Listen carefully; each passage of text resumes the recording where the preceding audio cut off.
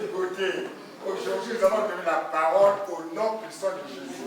Quelle que soit tes manigances, tu n'arriveras pas parce que ce lieu est sacré. Ce lieu est le temple de Dieu. Ce lieu, c'est l'église ciel ouvert. Et ici, c'est Dieu qui règne, l'éternel des armées. Quel que soit ce que tu peux manigancer, tu as échoué. Amen. Amen. Amen.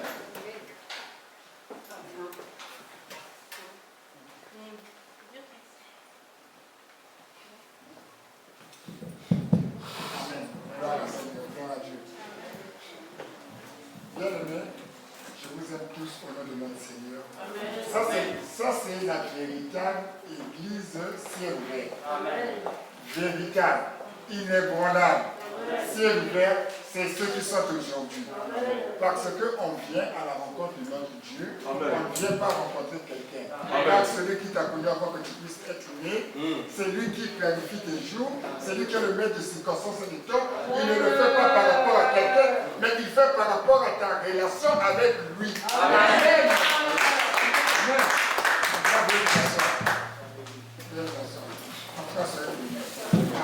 L'église ciel ouvert a son fondement, à sa base. Et on reconnaît la base de l'église ciel ouvert quand il y a des... comment on appelle ça? Un peu parfois des trous d'air. Hein? Vous savez, les trous d'air, les tourbillons, c'est là où on connaît parfois les bons nageurs, les vrais gens, et puis parfois les gens qu'on peut dire fidèles à leur église et non à un nom. Amen. Amen. C'est une parenthèse. Hein? Bien aimé, aujourd'hui, c'est encore votre serviteur, votre nouveau serviteur qui va parler au nom de notre Seigneur Jésus-Christ de Nazareth. Nous allons continuer un peu l'enseignement qu'on avait commencé le dimanche passé. Le dimanche passé, la prédication était sur... Dieu nous avait demandé d'être impérissable. Amen. Amen. On l'avait vu dans Ésaïe 55, verset de 9 à 13, pour ceux qui n'étaient pas là. Être impérissable, c'est vivre la vie de Dieu quand on est de nouveau. C'est vraiment poser des actes qu'on puisse toujours reconnaître que voilà un acte posé par quelqu'un qui connaît le Seigneur. Et cet acte-là reste vraiment à perpétuer. Même quand tu n'es pas là, on parle de toi. Et c'est ce qu'un chrétien doit être. Créer la différence. Amen. Ce que tu fais est toujours reconnu dans le bon sens. Amen. Amen. En tout cas, la fois passée, il y a un témoignage qui m'avait échappé, mais aujourd'hui je vais le faire. Vous savez, Papa Mbala, une fois il avait posé un acte, bon, vous savez, je suis chef d'entreprise, en 2014, l'entreprise était petite, on avait près de 5 chauffeurs et tout, et à cette époque, Papa Mbala travaillait avec moi, on avait une tournée de nuit qui commençait à 4 h du matin. Un jour, il m'appelle à 4 h du matin. Il me dit, papa, j'ai mal au pied, je n'arrive pas à descendre le pied du lit. En tout cas, ma cheville est gonflée, je ne sais pas qu'est-ce qu'on peut faire. Et on venait d'avoir ce contrat-là. L'entreprise était encore, j'ai dit, bon, il était 3 h 30, je crois. Qu'est-ce qu'on va faire? Je dis, non, c'est pas grave. Je viens, je vais faire ma tournée. Il me dit, non, ne te dérange pas, je vais essayer de le faire. Vu comme il m'avait parlé à 3 h du matin, je me suis déplacé. Je suis parti là où on va changer. J'ai rencontré Papa Mbala. Il était là. Et il a fait la tournée vraiment en tirant le pied. En tirant le pied. Et il n'était pas le titulaire de cette tournée-là. Il était qu'un remplaçant. Vraiment, de 4 h du matin jusqu'à 8 h, parce que la tournée finissait à 8 h, il a fait cette tournée-là en tirant le pied. Et ce acte-là m'avait marqué. Vous savez, aujourd'hui, on a plus de 12 chauffeurs, de 12 salariés, mais à l'époque, on n'était que 5. Et pour qu'on puisse atteindre 12 aujourd'hui, il fallait que cet acte-là soit fait. Amen. Amen. Et Papa Mbala, à l'époque, maman vivait, je crois, à 3. À Caen. Et travaillait parfois à la maison. Et quand il finissait, il partait voir sa fille et sa femme. Par contre, il faisait souvent la navette. Mais il m'a dit, papa, je vais le faire. Et depuis ce jour-là, ma relation avec Papa Mbala avait changé. C'était plus seulement la relation de frère en Christ, mais je voyais souvent c'est l'acte qu'il avait posé ce jour-là. Eh bien, et voilà, quand tu deviens impérissable, ces genres des actes, quand tu poses vis-à-vis à quelqu'un. Et Papa Mbala fait ça, il a vu aussi le côté chrétien. Et la promesse qu'il m'avait faite, papa, je vais travailler, je serai là, ne t'inquiète pas, parce qu'il avait remplacé un frère aussi qui était ici, qui avait voyagé, puis j'ai dit papa pour le remplacer. Mais depuis là, on avait créé une relation avec papa. Et à tel point qu'il était devenu même l'intermédiaire souvent entre moi et certains salariés qui étaient même ici à l'église, quand il faisait un peu, quand je voulais sanctionner, c'est papa qui me dit, papa, calme-toi, j'irai le voir. Amen. J'irai le voir, laisse-moi résoudre ça. Et il y a des moments quand je montais, je disais, celui-là il va m'entendre. Vraiment, je dis, papa, calme-toi, j'irai. Et à tel point, qu'est-ce qu'elle dit? Qu'est-ce que je dois faire? Papa, toi, tu as des capacités. Il faut que tu ailles faire une formation. Je veux te voir faire une formation.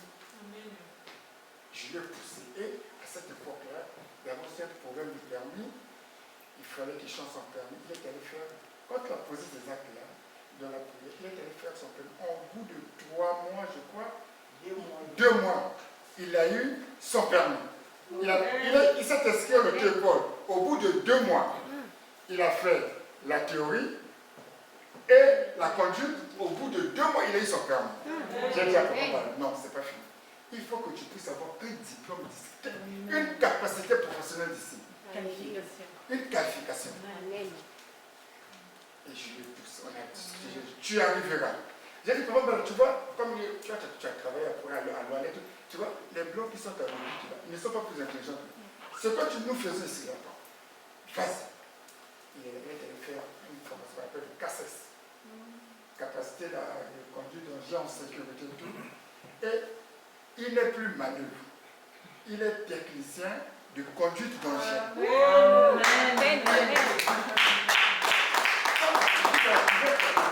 Ce témoignage-là, il fallait que je vous le fasse parce que quand vous arrivez quelque part, posez des actes. Et des actes qui vont rester impérissables.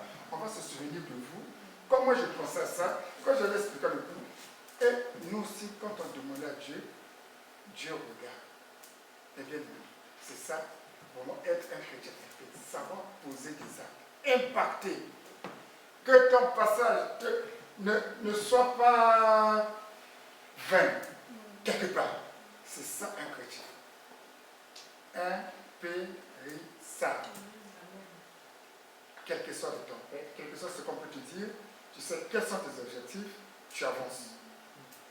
Et tu poses des actes. Un jour, on parlera de toi. Amen. En tout cas, je fais cette parenthèse-là pour que vous voyez que dans l'église aussi, on est vraiment des frères, on dehors de tout, mais on se pose des actes vraiment qui ne s'oublient jamais. Amen. Amen. Aujourd'hui, nous allons continuer notre je peux dire, enseignement dans le même ordre qu'on avait commencé la fois passée. Et je peux dire, notre cantique, l'adoration qui a précédé là, a un peu éclairé la prédication. Yes. Amen. Amen. Aujourd'hui, nous allons voir comment avoir une relation inébranlable avec Dieu. Amen. Être un chrétien inébranlable. Permettez-moi, je vais sur le masque qui n'est pas trop. Être un chrétien inébranlable. Amen. Amen. Mais qu'est-ce que c'est être inébranlable? Inébranlable, c'est ce qui ne peut pas être branlé, ce qui ne peut pas être fracassé, ce qui ne se mouve pas n'importe comment. Inébranlable, c'est ce qui est solide, c'est ce qui tient, c'est ce qui est vraiment, qui n'est pas flexible. Amen. C'est ce qui n'est pas flexible. Quel que soit, tu sais les engagements que tu as pris et tu sais les tenir. Tu es ferme dans tes engagements, dans tes promesses, dans ta façon de vivre, dans tes démarches. Tu es ferme, tu tiens à ça et tu n'es pas là à regarder de gauche à droite. Et quand on est né de nouveau, on devient chrétien. On a reçu Jésus-Christ comme Seigneur et Sauveur. On vit sa vie de façon inébranlable. Amen. Amen. Parce que tu es né de nouveau. Tu as changé de statut. Tu ne coûtes plus de gauche à droite. Sinon, tu fais confiance à quelqu'un. Ton Créateur, ton Sauveur, celui qui t'instruit chaque jour par tes relations avec lui, à travers la prière, à travers la lecture, à travers les cantiques, à travers les enseignements, à travers les affermissements. Tu tiens ça, tu fais de ça vraiment ta boussole. Tu fais de ça vraiment ton... Comment dirais-je? Là où tu te fixes, ta fixation. C'est pas que on vient te dire, voilà, tu sais, à l'église là-bas, maintenant, c'est devenu tiède. Hein? Ah oui, comme c'est devenu tiède, moi je ne peux pas partir. Mais toi, quand tu te venu ici, c'était tiède, c'était froid, c'était je ne sais comment, c'était ami. Hein? On t'avait mis dans le micro-ondes? Non. Celui qui t'a dit ça, c'est lui. Mais toi, vois quand tu avais franchi cette porte-là, comment tu étais rentré. Quel que soit ce qu'on va me dire, moi le jour que j'étais parti seul, j'étais parti voir, je me suis approché, je reste, quel que soit ce qu'on va me dire. Et moi-même, je l'ai constaté, je suis inébranlable. Amen. Et pour ça, nous allons lire dans 1 Pierre 5 à 10. 1 Pierre 5 à 10.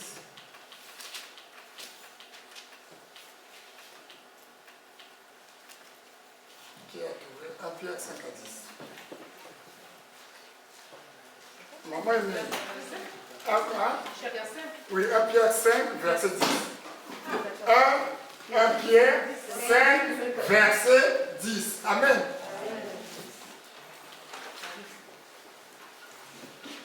Amen, on se lève, on garde de bonne manière.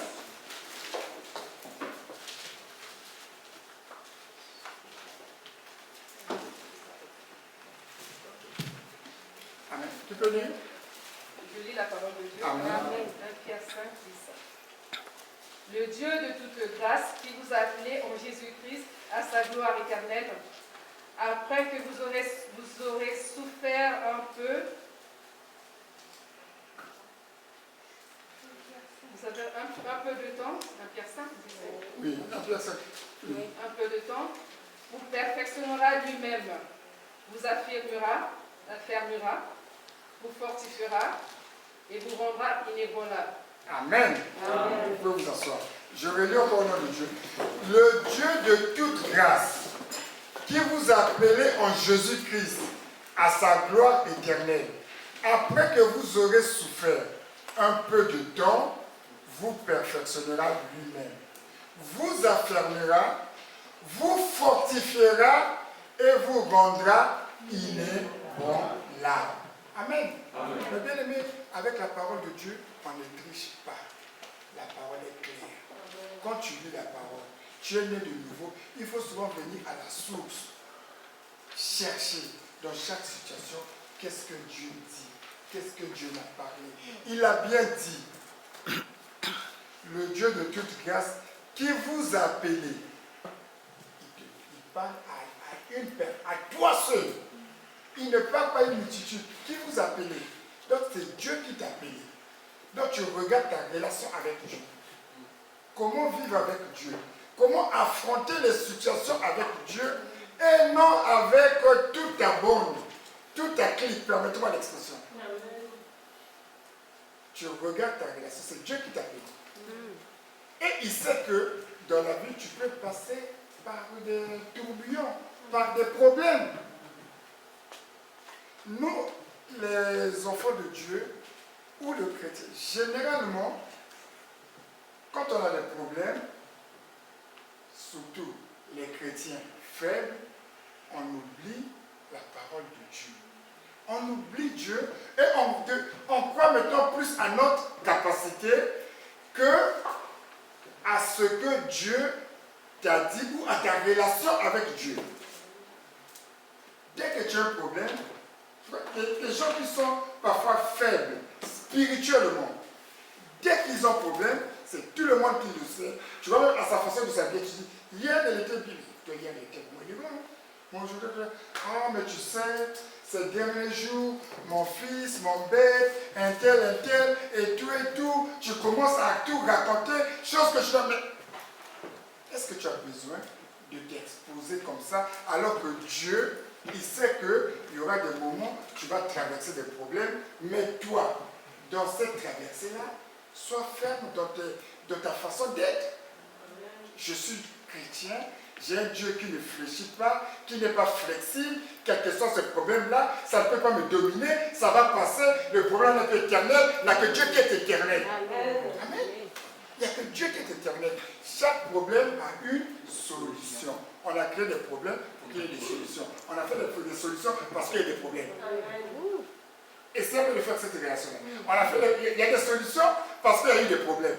Et il y a des problèmes parce qu'il y a des solutions. Donc quand tu as un problème, ne trompe pas, cherche. Pense à ta vie. Allez, va même au fond de toi-même. Regardez dans ton passé comment certains problèmes tu as eu à les résoudre. Vous savez, la vie c'est un cycle. Dieu lui m'a dit, tu traverseras certains problèmes. Dieu le sait. Mais dès que tu vois les chrétiens, dès qu'ils croient sa capacité. Dans la ça veut dire, je suis capable. Ah bon? Tu es capable de tout. Après, je te dis, prouve-le. Alors que si tu reviens, Seigneur, pardonne-moi, j'ai péché. C'est toi qui as permis ceci, cela. C'est toi qui as permis que je puisse naître. C'est toi qui m'as laissé qui m'a fait venir dans ce monde-là. Ce problème-là, tu l'as permis pour peut-être pour m'édifier. Maintenant, je me suis édifié. Seigneur, trouve-moi une solution. Tu as fait ta prière. Tu as rétabli ta relation avec Dieu. Le reste, c'est lui. Et chaque jour, tu lui rappelles. Amen. Chaque jour, tu lui rappelles. Dieu, il n'est bon là. Mais nous, les chrétiens, on croit que dès qu'on a un problème, tu cherches ta propre solution.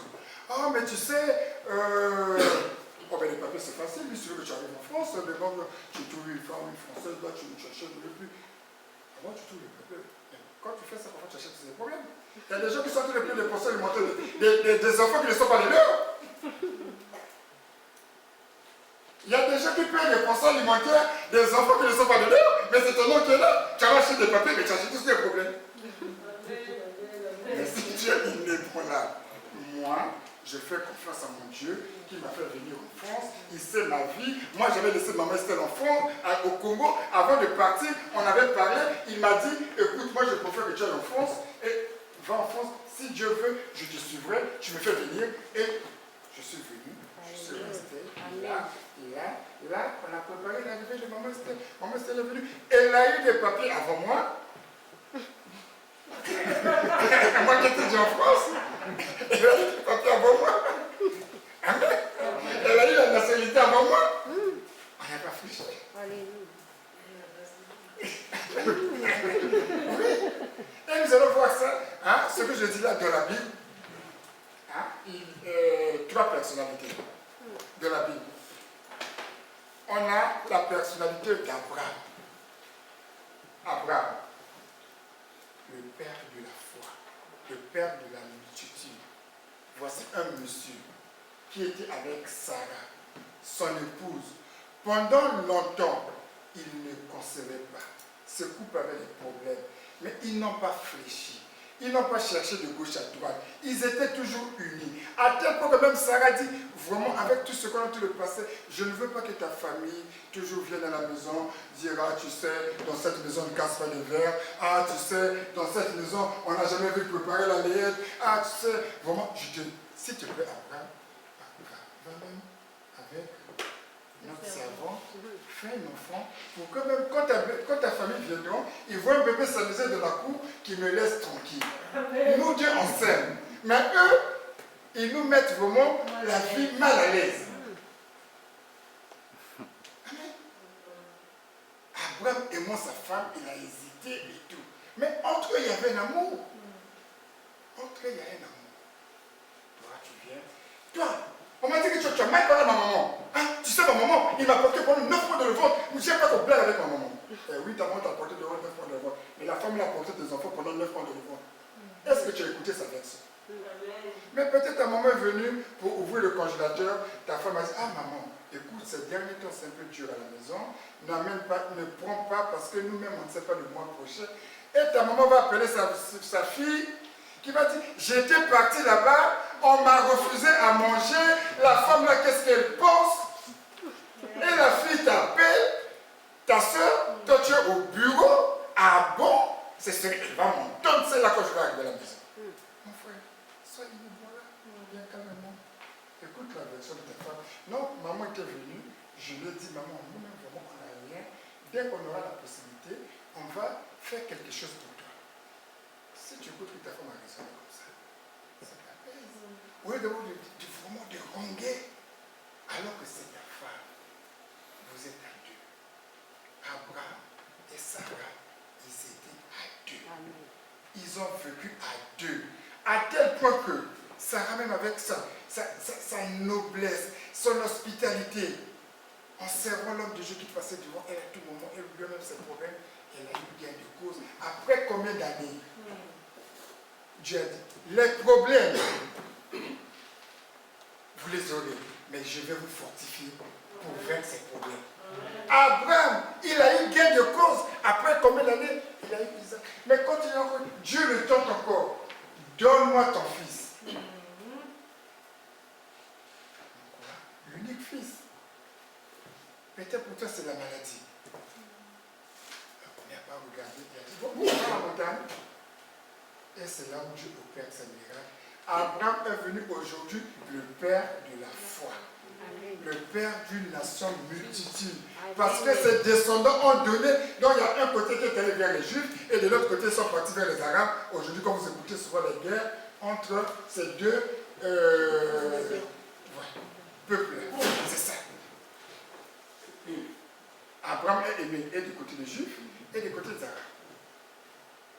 Et aujourd'hui, il est impérissable. Le Dieu d'Abraham. Mais parce que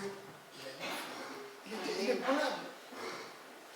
Il sait que peut-être c'est lui qui était stérile, peut-être c'est sa femme, mais il a dit non quand même, non, mais non chérie, tant que tu es à côté de moi, tant que je suis avec toi, personne ne va t'indexer. Et Sarah se sentait forte. Mais toi, dès que c'est comme ça, tu sors, tu débauches, tu fais ceci, tu fais ça, mais tu n'auras pas gain de cause. Tu n'auras rien. Ton bonheur est là. Ne va pas chercher ailleurs. Sois inébranlable. Dans notre vie, soyons inébranlables. Regardons-nous avec nos enfants, discutons et tout, parlons. Ça ne sert à rien d'aller sortir les pommes de l'eau. Inébranlable. Quel que soit ce qui arrive à la maison, comment? Dans la famille, inébranlable. Celui qui touche à Madame Ayo, il touche à M. Ayo. Amen. Une fois, ma petite soeur, j'étais parti au pays, je parlais d'Estelle, je me posais, pour ceux qui parlent de Estelle a eu un bon mariage. Hein? J'ai dit non, Estelle n'a pas eu un bon mariage. Estelle, c'est une bonne femme. C'est bien différent. Il faut savoir même devant votre parent. Défendez ton mari, ton épouse, sois inébranlable, même devant ta maman, sois inébranlable. Ta femme, c'est pas ta maman, c'est pas ta soeur. Abraham est là. Hein? Vous imaginez si Abraham écoutait les gens qui faisaient des va-et-vient? Amen. Amen. Et après, il y a une autre personne, Joseph. Voilà un monsieur, un petit, que son père aimait. Il était docile, vous savez, de la maison, parfois des enfants dociles. Que tu as cela, dès que tu vas me chercher, l'autre va chercher. Va faire ceci, il court toujours. Quand vous le voyez, vous avez plaisir de le voir. Mais ça suscite aussi des jalousies, même de la famille, même entre soi, entre amis, entre. Tu vois, toi tu avances dans ta vie, tu es bien, parfois tu vas entraîner les autres, mais les autres te mettent toujours le bâton de l'eau. Et pour Joseph, à tel point que ses propres frères l'ont vendu. quelle souffrance, quelle galère. Ils l'ont mis dans un tonneau, dans une citerne. Déjà le petit, il est dans la citerne, il commence à penser, à affamer. Lui qui était avec son père, donc il a traversé, il a connu une souffrance, vendu comme esclave. C'était le plan de Dieu. Il est allé jusqu'à arriver en Égypte chez le roi. Vous savez, Joseph, on l'appelle le bâtisseur. Parce que les pyramides, ceux que vous écoutez de l'histoire d'Égypte, parmi les bâtisseurs, il y a Joseph. Et il est respecté en Égypte. Mais ce monsieur, quand il arrive, il a connu une galère. Moi, j'ai connu ma galère dans ma jeunesse et tout. Donc, moi, on ne blague pas avec moi, ces problèmes-là. Mais Joseph est au palais royal. Il était là. La femme du roi tombe amoureuse de lui. Mais Joseph, inébranlable. Inébranlable. Mais toi, tu arrives, on te reçoit, c'est ton ami, tu viens de traverser, tu as eu le visa, tu es venu en France et tout. Celui qui t'accueille, tu commences chez lui, à regarder, chaque fois que tu te réveilles, et pour tu es le premier qui dit, tu sais, moi je t'envie, hein. Tu es une belle femme, mais ton mari te fait souffrir, je ne sais pas pourquoi il lui rentre tard, il te laisse comme ça. Où est ton problème? Où est ton problème? On t'a reçu. Où est ton problème? Tu commences à chercher à s'aimer la zizanie dans le foyer des autres. Mais toi, tu as reçu, sois content. Ça ne s'arrête pas là. Tu commences à chercher à draguer la femme de ton ami qui t'a reçu. Où ça peut être le verse?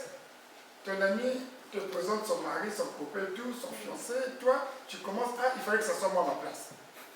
Mais Joseph, la femme de l'autre, moi j'ai galéré de ma vie. J'étais dans une citerne, j'ai connu, j'ai traversé, je ne sais même plus où se trouve aujourd'hui même mon parent. La femme du roi, oh il a petit gâté, ça je ne vais pas lâcher. Mais Joseph était inébranlable, il n'a pas cherché à tel point que, même quand on l'accusait, on l'a mis en prison. Et c'était le plan de Dieu, parce que comme le dit Dieu, je te fortifierai et je te ferai voir ma gloire. Et sa gloire s'est éclatée dans la prison, là où son intelligence, là où il interprétait les sons. Le roi l'appelait. Imaginez maintenant la femme qui est là, comment il regardait Joseph quand Joseph entend le bâtir. Mais si c'était exactement pendant que la femme avait pris Joseph et Joseph était tombé dans le piège, mais on devait bien l'égorger. Amen. Mais il est resté inébranlable. Quand tu fais ce que Dieu te demande de faire, sois vraiment correct avec lui, marche selon ses préceptes, selon ses commandements, les promesses que tu, les engagements que tu as avec Dieu, accomplis avec ça. Amen. Tu vois que sa gloire va s'accomplir dans cette vie. Mais ne cherche pas à tricher.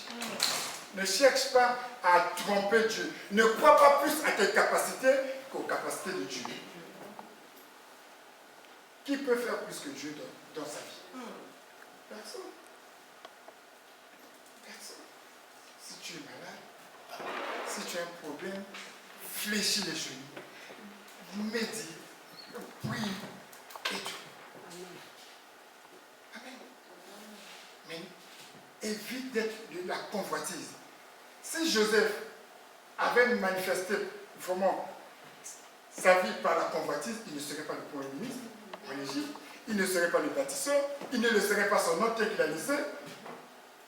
Mais ça disait là, oh, mais notre oncle là, mais son argent c'était seulement pour les femmes, il n'a rien fait.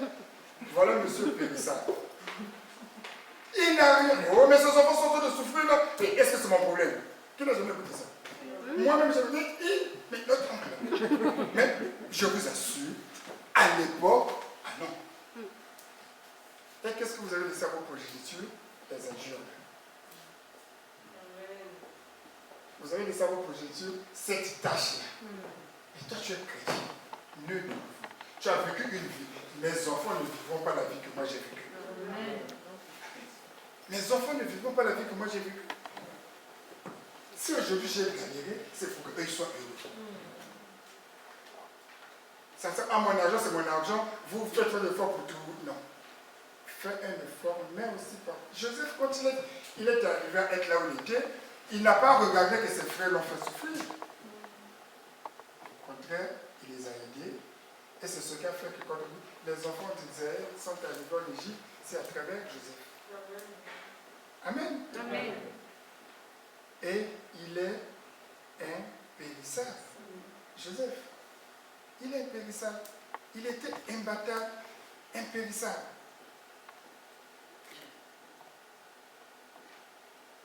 Il y a aussi Job, un patriarche,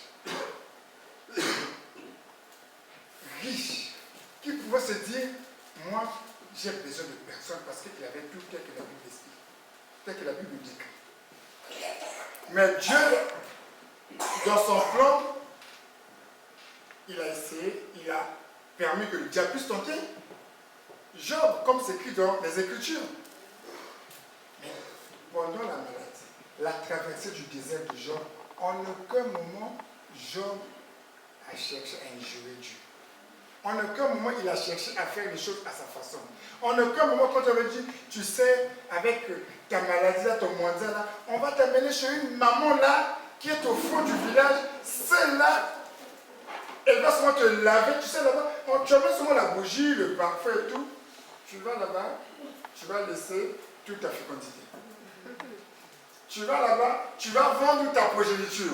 Toi, tu seras guéri peut-être pour un laps de temps, mais tu ne sais pas le lien que tu as lié là-bas. Et permettez-moi cette expression. Tu ne sais pas. Mais alors que Dieu, il est Jéhovah Nissi, Jéhovah Rapha. Tu es malade, confie-toi en lui, prie. Seigneur, je vais à l'hôpital, je mets les médecins en tes mains. Amen. Le traitement qu'on va me donner, le médecin, il fera écrit, mais ça provient de toi. Amen. Amen. Il est bon là. Tu vas chez le médecin, tu es déjà dans la tête un victorieux. Et il y a eu quelqu'un qui a fait ça que nous connaissons, souvent on écoute le nom, Mitterrand, le président Mitterrand. Il gagne les élections le 10 mai 1981, en octobre. On lui annonce qu'il a le cancer. 81. Elle a dit, mais pour moi c'est foutu. Donc j'ai fait tout ça dans ma vie pour arriver. Dès que j'arrive, j'ai le cancer. Il se voit, j'adore quoi. Lui-même dans sa tête, donc, je suis président, je vais mourir, on va me faire des honneurs et tout. Il a dit, non. J'irai jusqu'à la fin de mon mandat. Il a positivé. Il a dit, j'irai jusqu'à la fin de mon mandat. Au lieu de faire un mandat, il a fait 2 mandats avec le cancer. Là, voilà, ce n'est plus la Bible, c'est le papa. Lisez la vie de Mitterrand. Il a fait 2 mandats de prison de 7 ans, de 14 ans de pouvoir avec le cancer. Job, ses amis sont venus le dire. Mais toi seulement tu t'accroches avec la Bible là sur ta tête, mais laisse Dieu là, allons-y, viens, on va te montrer. Job a dit, mais je ne peux pas abandonner mon Dieu, je ne peux pas l'accuser, il ne m'a rien fait. Je n'ai pas de preuve que c'est lui qui a fait du mal, je n'ai pas de preuve que c'est le pasteur Alpha, c'est papa qui t'allait dire. Je n'ai pas, on m'a parlé, mais moi je n'ai pas la preuve là, donc je vais me calmer, je vais attendre. Un jour je rencontrerai papa et pour dire, mais papa, vraiment toi tu me connais, et pourtant je te salue. Mais s'il y a un problème, viens me voir, pourquoi tu t'allais dire à papa Brice ce que moi je t'avais pas dit et tu consors. On va s'expliquer calmement. Job était là, malade. Laisse ton Dieu, les enfants, partis. La femme, partie. La richesse, partie. Mais bien aimé, quelque chose peut t'arriver. Tu étais bien en Afrique, monsieur, nous sommes en France. Il faut reprendre à zéro. Il faut mettre ça dans ta tête. Ne crois pas que tu viens en France pour commencer ta vie telle que tu étais au Commonant. Ou à qui? Non. Il faut reprendre, mettre ça dans ta tête. Il faut reprendre à zéro. Mais tu es né de nouveau, ne te vois pas dire, Seigneur, toi tu as dit ta parole, partout là où tu verras les pieds, les points de pied, tu me donnes en position, je prends position de la France, j'ai 2 pieds, 2 bras, j'ai des diplômes, moi c'est ce que lui a fait, moi aussi je peux le faire. Amen. Pourquoi lui, pourquoi pas moi? Amen. Pourquoi M. Pérez, pourquoi pas M. Massamba? Pourquoi pas? Il n'est pas là, tu sais ce que tu es, tu sais tes capacités, ce que Dieu a mis en toi, tu ne fléchis pas. Tu ne cherches pas de gauche à droite. Ne commence pas à voler. Parce que tu as vu là, tu as porté une veste de 7 €. Toi, si tu veux, va acheter ceux de 75 €. Quand tu vas porter ça, péter ce que. Mais si tu veux une veste de 75 € sur ton corps, ça doit être une veste de 5 €. Tu as vu? Amen. Parce que toi, en toi, tu as une valeur spirituel, que Dieu transforme tout. Amen. Que Dieu transforme tout. Donc Job était là. Il a dit non, j'ai rien, Dieu ne m'a rien fait. Je ne peux pas l'accuser. Ce que je vis là, c'est peut-être le plan de Dieu. Laissez-moi, je sais que Dieu ne va pas me faire mourir. Si c'est son plan que je meurs, je vais mourir. Mais je sais que mon Rédempteur, il est vivant. Amen. Et vous avez vu ce que est devenu la vie de Job. Amen. Amen. Amen. Quand tu es impérissable, inébranlable, tu atteins une maturité spirituelle que personne ne peut te raconter sa vie. Personne ne peut te faire trébucher. Tu ne vas te détruire ni à gauche, ni à droite. Mais ce que toi tu feras, ce que tu le fais au nom de Jésus, tu vas réussir. Et c'est ce que je vais vous transmettre ce soir. Soyons des chrétiens positifs. Soyons des chrétiens qui ne pensent pas au malheur. Soyons des chrétiens qui ne se détruisent pas de gauche à droite. Et essayons que nous puissions atteindre un degré, une maturité spirituelle. Quand tu as une maturité spirituelle, tu vois, les choses se décomptent souvent. Donc, parfois, on se retrouve, on se dit, mais lui, à où je suis, qu'est-ce qu'il a fait? Il est dans quelle maison? Tu es dans la maison céleste, de la maison de Dieu, de la maison de Jésus-Christ. Soyons ayons la maturité spirituelle. Ciel vert, ayons la maturité spirituelle. Amen. Ayons la maturité spirituelle. Il n'y a que Dieu qui fait grâce. Les autres, c'est du racontage. Amen. Les autres, c'est du racontage. Il y a une soeur, une fois ils étaient en vacances, en famille. Un jour, je l'appelle, je ne sais pas que c'est. Ah, mais comment ma soeur? Ah, papa, mon grand frère, ça va, mais c'est que ce dernier temps, on était en vacances, mais pendant la route, la voiture nous a lâchés. Vraiment, ça me fait mal. Je ne sais pas comment et comment. Avec le travail, quand je vais reprendre, ma soeur, tu travailles. Est-ce que tu es allé à ta banque, même te demander un crédit ou comment résoudre? Qu'est-ce que tu as? C'est sûr que ça va se résoudre. Et ma soeur, là, hier, je la vois dans sa C4. En train de sortir du parking, de ciel ouvert. Quand j'ai vu sa petite voiture qu'il est en train de regretter, et la C4 que Dieu lui a donnée aujourd'hui, j'ai dit non, le Dieu de ciel ouvert, il sait ce qu'il fait. Regardez la C4 de ma main. Lui qui a dit pleurer sa petite, il m'a expliqué sa papa, je ne sais pas. Elle était abattue. Abattue. Mais aujourd'hui, regardez sa C4. Amen. Donc Dieu a cassé la petite voiture là pour la donner une C4. Et Dieu va casser ta vie là pour te donner une meilleure vie. Amen. Au nom de Jésus. Amen. Et quoi? Et tu verras la gloire de Dieu. Et sois un chrétien impérissable, inébranlable. Parce que notre Dieu, il est admirable, inébranlable, adorable. Il fait des choses en son temps. Il n'a pas changé. Ce qu'il a fait aux autres, il fera à toi. Toi qui es présent ici, je te dis, il n'a pas changé. La grâce, la promesse de Dieu dans ta vie va s'accomplir au nom de son Jésus. Amen. Que cette parole, que vous puissiez la recevoir. Méditez-la. Mettez ça en pratique. Et je vous assure, d'ici 2021, chacun de nous pourra témoigner de cette parole. Amen. Que Dieu vous bénisse. Amen.